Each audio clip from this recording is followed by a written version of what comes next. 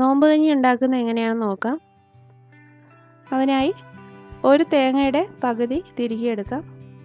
ഒരു 8-10 ചെറിയ ഉള്ളി, 2 വെളുത്തുള്ളി, 1/4 ടീസ്പൂൺ മഞ്ഞൾപ്പൊടി, 1/2 ടീസ്പൂൺ ചെറിയ ജീരകവും ചേർത്ത് മിക്സിയിലിട്ട് നന്നായിട്ട് കുറച്ച് വെള്ളം ഒഴിച്ച് അരച്ചെടുക്കാം. ഒട്ടും തരിയില്ലാതെ നന്നായിട്ട് ഇത് അരച്ചെടുത്ത് മാറ്റി വെച്ചതിന് ശേഷം 1 കപ്പ് അരിയാണ് കഞ്ഞി വയ്ക്കാനായിട്ട് എടുത്തിരിക്കുന്നത്.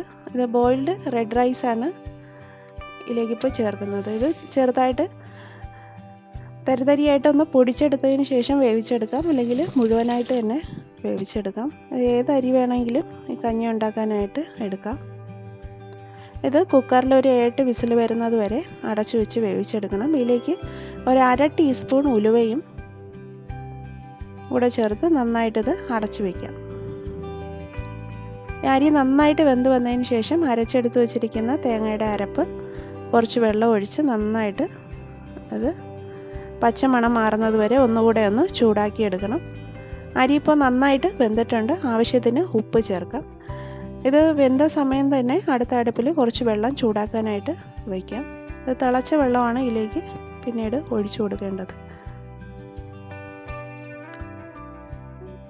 കഞ്ഞിക്ക് എത്ര ലൂസാണ് വേണ്ടത് അതനുസരിച്ചുള്ള വെള്ളം ഒഴിക്കാം.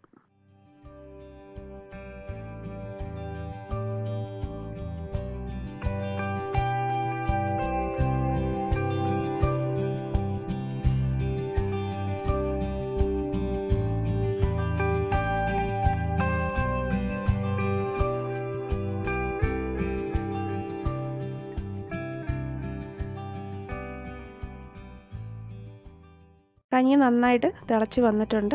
എല്ലാം പാകത്തിന് വെന്ത് പച്ചമണമൊക്കെ മാറിയിട്ടുണ്ട്.